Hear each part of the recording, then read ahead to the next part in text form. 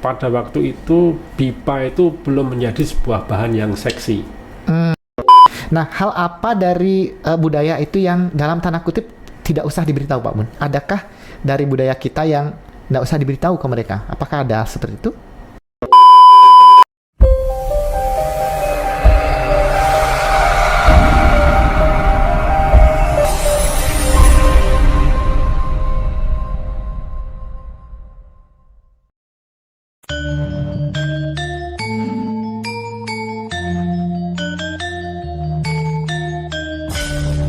Balai Bahasa Provinsi Bali melayani dengan cinta.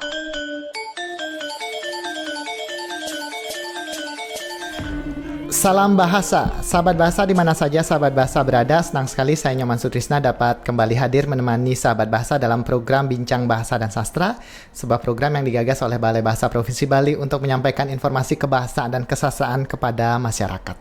Sahabat bahasa, siaran Bincang Bahasa dan Sastra untuk edisi hari ini kita akan mengambil topik budaya dalam pengajaran BIPA. Untuk membahas topik ini di studio Subasita telah hadir seorang pakar BIPA, pengamat BIPA, praktisi BIPA juga. Beliau adalah Muhammad Bundowi.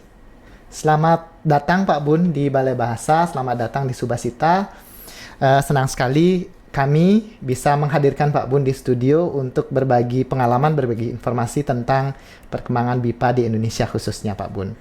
Terima kasih. Ya, Pak Bun, Pak Bun sudah berkecimpung di BIPA sudah dari zaman dulu. Awal saya masuk di dunia BIPA, saya sudah mengenal nama Pak Bun. Sejak kapan Pak Bun mulai masuk ke dunia BIPA Pak Bun? Sebetulnya saya masuk ke dunia BIPA itu sudah sejak lama sekali. Mungkin separuh dari hidup saya itu sudah dari muda berarti Pak Bun ya sudah muda. di BIPA. Bahkan ketika kuliah itu saya sudah mengajar BIPA. Walaupun pada waktu itu namanya bukan BIPA. Tapi formatnya sudah mengajar bahasa Indonesia untuk betul. orang asing gitu Pak Bun ya. Bahkan saya ini mendapatkan uang kuliah itu dari mengajar BIPA. Sudah menghasilkan berarti dengan BIPA. Pada waktu itu, pada waktu zaman mahasiswa. Tahun berapa itu Pak Bun? Ya, saya masuk tahun 1982. Kemudian tahun 83 itu saya sudah mulai mengajarkan BIPA. Ya, walaupun namanya masih belum BIPA ya. Dan saya mengajar banyak sekali orang-orang yang pergi ke kota kecil saya, Salatiga. Apakah itu mahasiswa atau mungkin profesional yang ingin belajar tentang bahasa dan budaya Indonesia. Termasuk juga ada wisatawan yang datang dan ingin tahu bahasa Indonesia mungkin Pak Bun? Banyak sekali wisatawan dan sebagainya. Itu hampir semuanya dalam satu semester atau per 3 bulan itu ada sekitar 200-an orang yang datang ke kampus kami, waktu itu namanya Satya Wacana. Dan di sana saya juga menjadi seorang host di sebuah asrama di mana saya harus mengepalai atau membimbing ratusan orang mahasiswa BIPA. Itu. Nah, itu juga tidak sengaja berarti Pak Bun ya? Tidak, sebelumnya itu tidak ada niat seperti itu karena keadaan seperti itu mengharuskan untuk mengenalkan dan mengajarkan bahasa Indonesia begitu?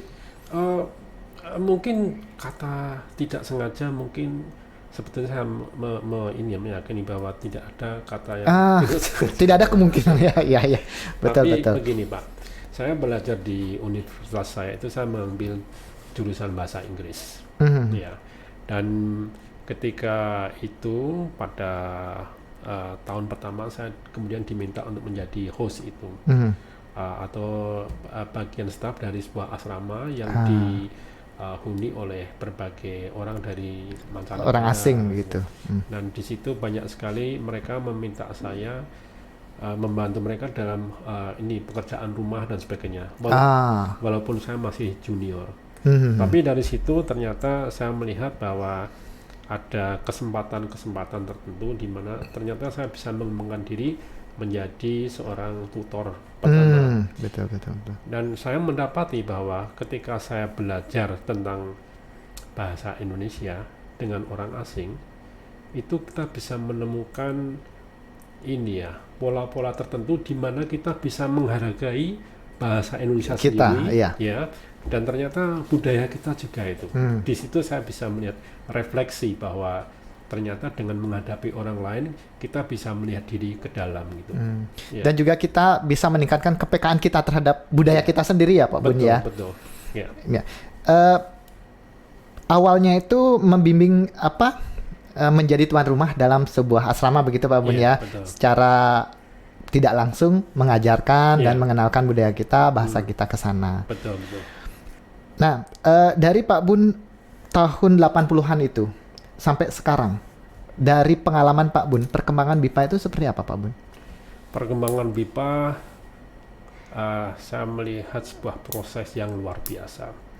Dari zaman dulu di mana orang itu terpisah-pisah, pengajar itu tidak terpisah-pisah tanpa adanya sebuah ikatan, apakah itu organisasi atau asosiasi dan sebagainya itu, kami ya waktu itu bersaing satu sama lain, ya, tanpa memahami pihak-pihak lain atau dari lembaga-lembaga lain. Kita berjalan sendiri-sendiri begitu Pak Bun ya. Jadi juga pemahaman tentang ilmu kebipaannya itu juga lain-lain. Karena itu sesuai dengan pemahaman si individunya begitu Pak Bun ya. Tahu apa, mengajarkan apa begitu tanpa belajar terlebih dahulu untuk mengajar, gitu ya. Ya, kemudian kan pada waktu itu BIPA itu belum menjadi sebuah bahan yang seksi. Belum dikenal. Belum dikenal. Orang hanya mengenal BIPA ada, oh ini mengajar bahasa Indonesia. Kadang-kadang orang masih melihatnya dengan ini ya, tidak sepenuhnya memahami, melecehkan dan sebagainya. Tapi setelah ada pemajanan terhadap ini orang asing, mengapa mereka berlomba-lomba untuk belajar BIPA, itu banyak sekali ini orang-orang yang belajar tentang pengajaran BIPA. Nah, sampai sekarang ini saya amat mengapresiasi adanya ini berbagai pelatihan dari berbagai lembaga betul. yang ikut ini ya, berkontribusi dalam pengembangan BIPA. Bahasa Indonesia itu. Baik di di Indonesia maupun di luar negeri. Tentunya masyarakat perlu tahu bahwa ada asosiasi, yaitu asosiasi pengajar dan pegiat BIPA, ya, dan itu memiliki berbagai anak cabang lah, dikatakan itu di berbagai hampir daerah. Di semua provinsi ada cabang ya begitu ya Pak Bun ya. Di semua provinsi, kemudian di luar negeri juga banyak betul.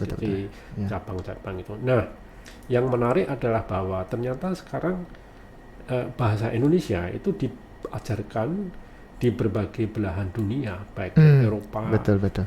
Di Asia, apalagi Australia yang dekat dengan kita Pak Bun ya. Betul. Jadi mereka memiliki ini ya, keinginan untuk memahami Indonesia itu dari bahasanya dulu. Iya, betul. Kemudian dari budayanya itu.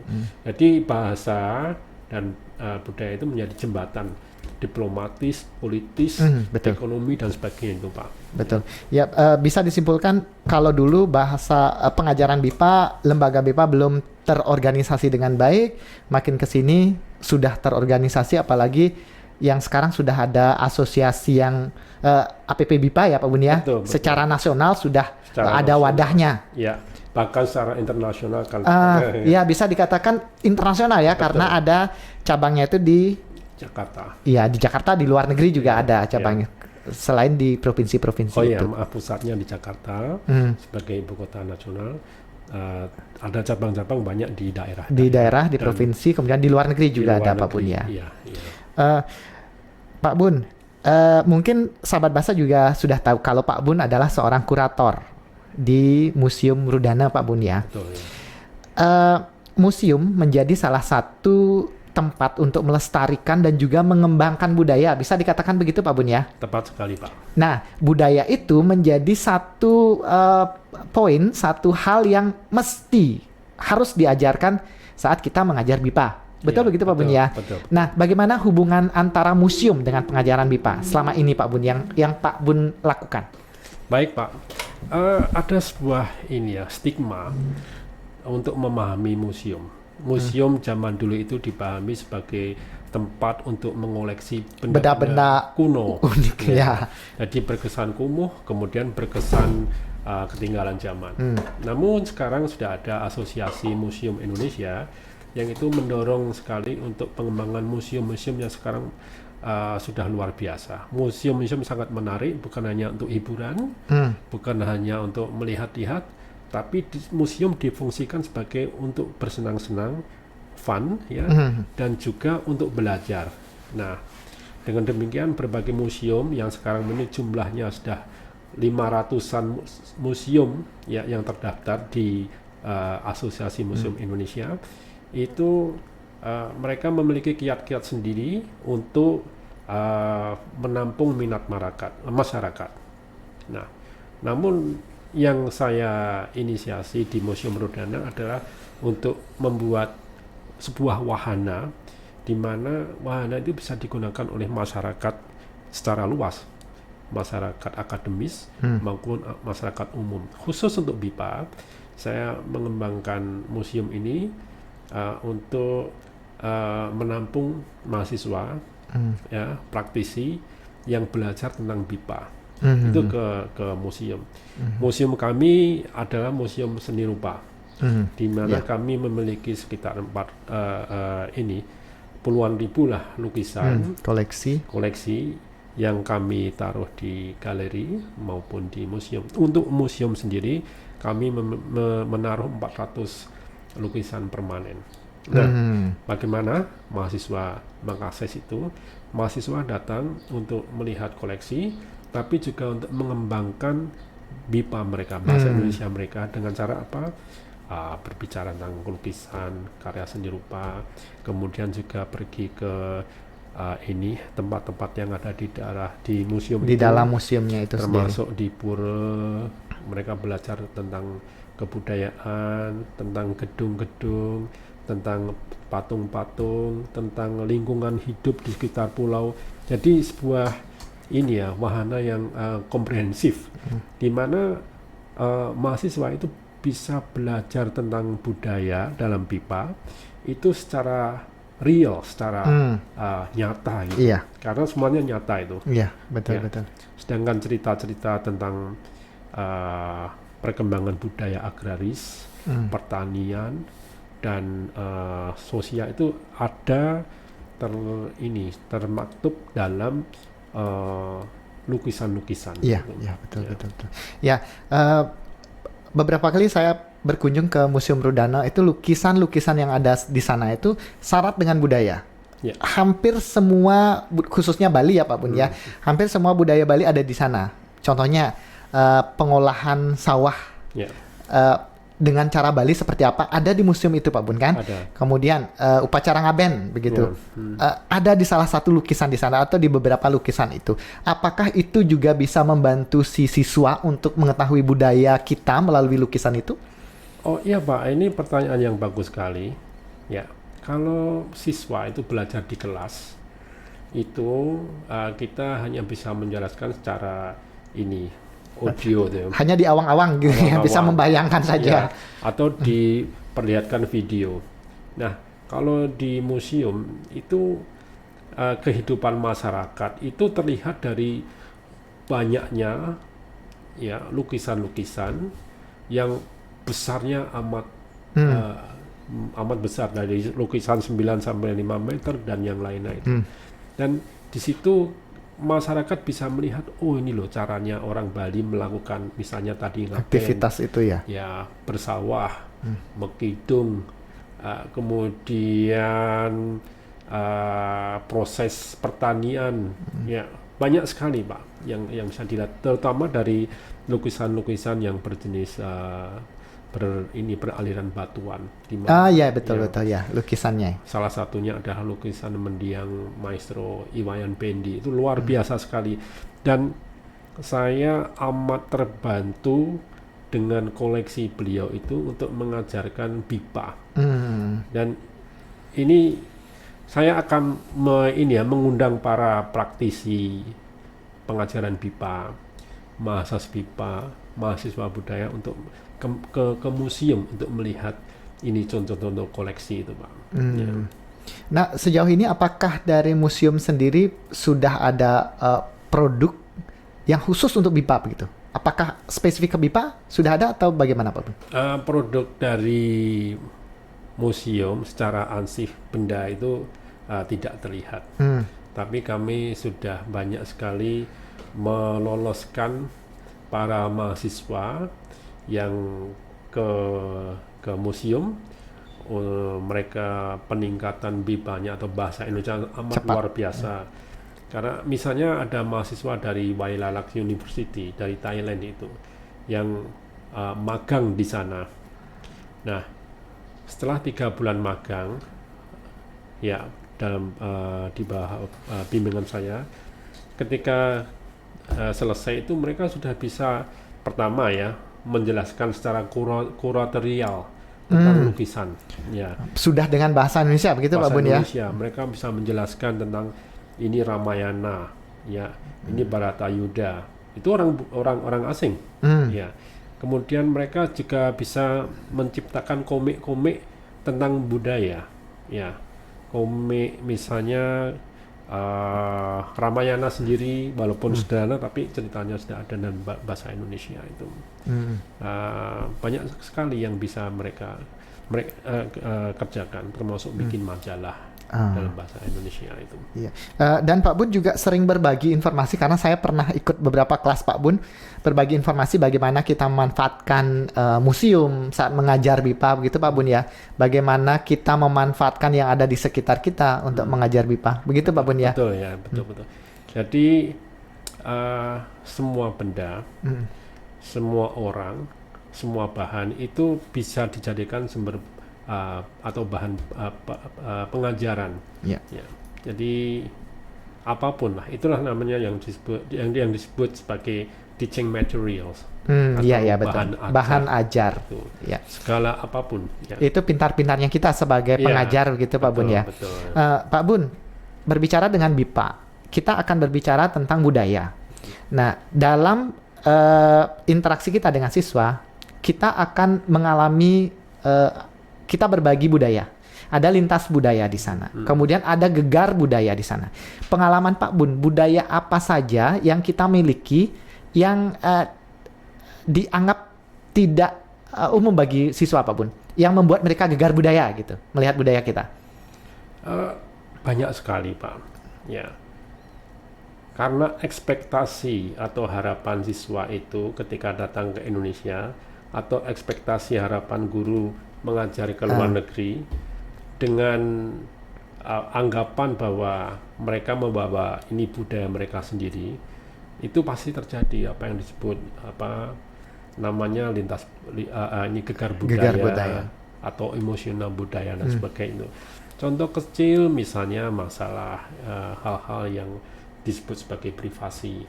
Ya, misalnya orang akan mengatakan menanyakan tentang gaji, menanyakan tentang keluarga, nama, kemudian sudah menikah atau belum, hal-hal yang di luar negeri dianggap sebagai bukan hal yang wajar untuk ditanyakan begitu ya Pak Bun ya, karena itu privasi. Betul.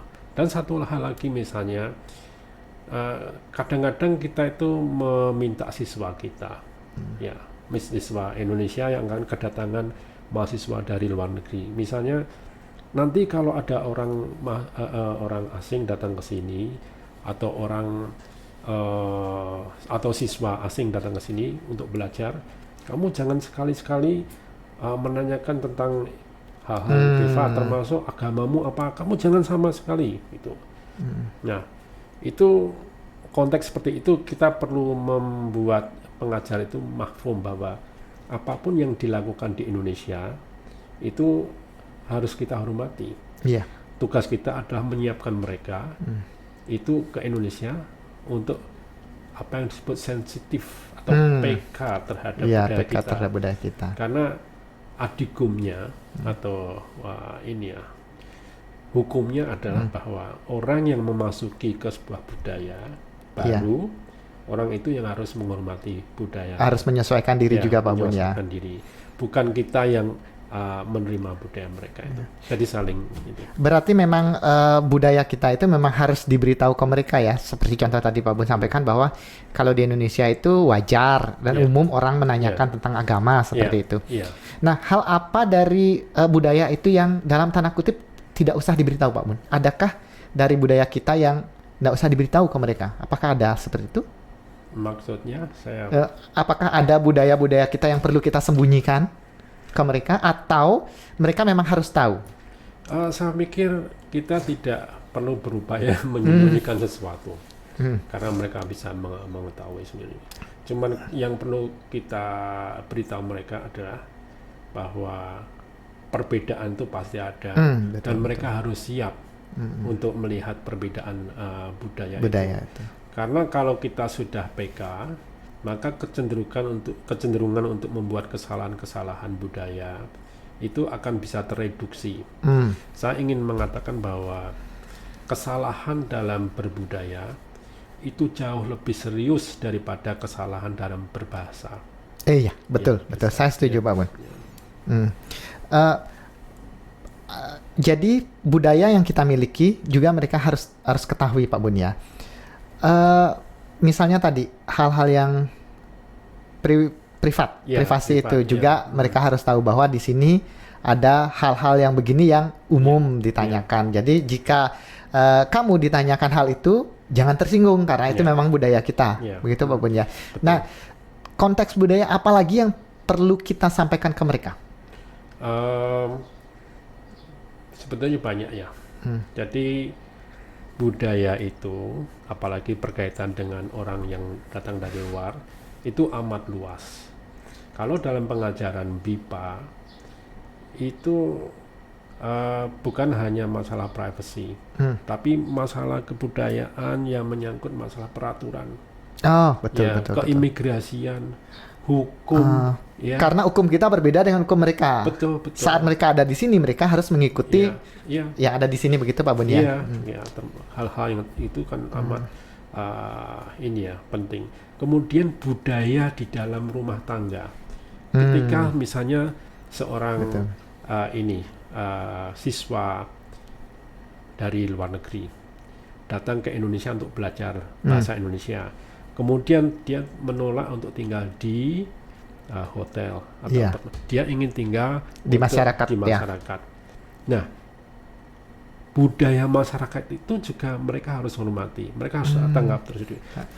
Dan juga budaya di dalam rumah orang itu sendiri. Misalnya ya, ini saya ambil contoh kecil.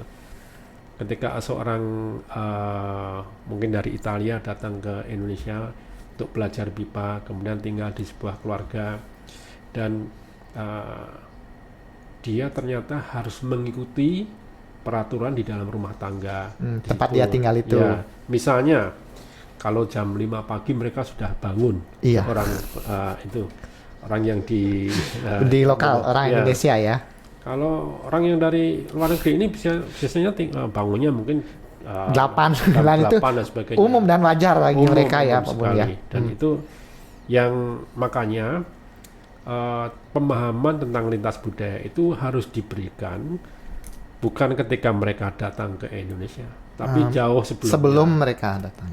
Ada program-program khusus yang mungkin harus diberikan oleh kalau universitas atau sekolah itu yang disebut pre-departure orientation atau orientasi keberangkatan.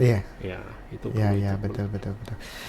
Jadi kalau kita berbicara tentang budaya, kita bisa mengajarkan budaya itu memang dari sebelum mereka belajar bahasa. Kemudian saat belajar bahasa, walaupun dari tingkat dasar juga budaya sudah bisa dimasukkan. Kemudian kalau malah sampai tingkat paling tinggi juga budaya yang seperti Pak Bun sampaikan tadi itu hukum, itu bisa disampaikan Pak Bun ya? Bisa, karena ketika orang belajar bahasa, mau tidak mau dia harus belajar tentang budaya. Bahasa itu termaktub atau letaknya bahasa itu di dalam budaya. Betul. Jadi, bagian dari budaya ya. Dari budaya, apapun yang akan kita lakukan, apapun yang akan kita ucapkan itu kan amat terkait dengan budaya. Contoh kecil, ada orang luar negeri datang ke Indonesia. Ini contoh kecil yang amat seperti sepele padahal tidak sepele. Dalam perkenalan pertama orang Indonesia dengan orang misalnya dari Jepang, bisnis, ya orang Jepang memberikan kartu nama kepada orang Indonesia. Orang Indonesia ini melihat kartu nama kemudian bukan penting ya, bukan hal yang penting ya. Itu kartu namanya ditaruh di ini kantong celana itu bisa menyinggung orang yang memberikan. Dianggap tidak menghargai karena budayanya seperti itu begitu Pak ya. Orang Jepang melihat kartu nama itu kan diberikan kalau salah begini dengan dua tangan dibaca dengan cukup berapa detik gitu ya untuk memahami. Kemudian mereka tidak pernah ya menaruh kartu namanya itu di tempat yang tidak terhormat, apalagi ini di pantat, di kantong. Itu contoh kecil ya, praktek-praktek lintas budaya yang perlu kita perhatikan. Gitu. Nah, kita sebagai seorang pengajar juga harus tahu itu juga Pak Bun ya? Harus, apalagi nanti Pak misalnya harus mengajar ke luar negeri, mengajarkan BIPA atau bahasa Indonesia ke luar negeri. Iya. Itu Bapak mau tidak mau harus memahami kebudayaan budaya mereka sebelum itu. Bukan hanya mereka belajar tentang budaya kita. Iya. Kita juga saling menyesuaikan diri begitu Pak Bun ya, supaya interaksi antara kita sebagai pengajar dengan siswa itu berjalan dengan baik dan tidak terjadi gegar budaya dan salah paham budaya. Pak Bun, melihat tadi dari budaya, kita punya begitu banyak budaya. Jadi kalau kita menjadikan budaya itu sebagai bahan ajar, sepertinya kita tidak akan kekurangan bahan ajar. Begitu Pak Bun. Betul. Bagaimana menurut Pak Bun? Ya itu betul sekali, sebuah adikum yang memang harus diterima oleh semua mereka yang berkepentingan untuk mengembangkan bahan ajar. Ya, karena mau tidak mau mereka harus melakukan itu.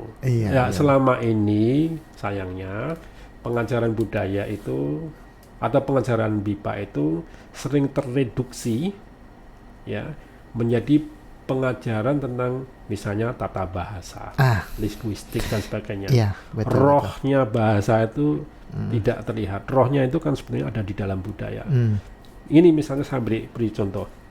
Ya, ketika terjadi tsunami itu, ya di Aceh, itu kan luar biasa ya.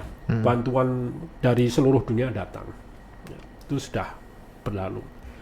Berapa tahun kemudian ada perwakilan dari Amerika datang ke Aceh untuk melihat perkembangan recovery-nya. Nah, kan mereka pergi ke sebuah kantor. Nah, di situ ada orang yang sudah amat mahir bahasa Indonesia. Ya, datang ke kantor itu, kepala kantor tidak ada, mereka duduk di kantor itu. Dan salah satunya ada yang menaruh kakinya di kursinya, maksudnya menaikkan kaki. Nah, ketika si kepala kantornya datang, dia amat tersinggung, dan mereka diusir karena dianggap mereka telah melakukan faux pas itu kesalahan budaya. Nah, walaupun ada Pak interpreter dengan bahasa Indonesia yang cascistus, tapi ternyata dia tidak mampu menerjemahkan budayanya. Betul. Hanya dia belajar bahasa, tidak memahami budayanya, kan begitu Pak Bun jadinya. Makanya penting sekali bagi kita untuk belajar tentang budaya di mana bahasa itu digunakan, dipelajari. Dan kita pun sebagai orang Indonesia juga harus peka dengan budaya kita Pak Bun ya. Sebelum kita memberitahu mereka. Saya ingin mengingatkan lagi, menggarisbawahi ya, bahwa kesalahan dalam berbudaya itu jauh lebih serius daripada kesalahan berbahasanya. Kesalahan berbahasa itu bisa dikoreksi pada saat itu juga.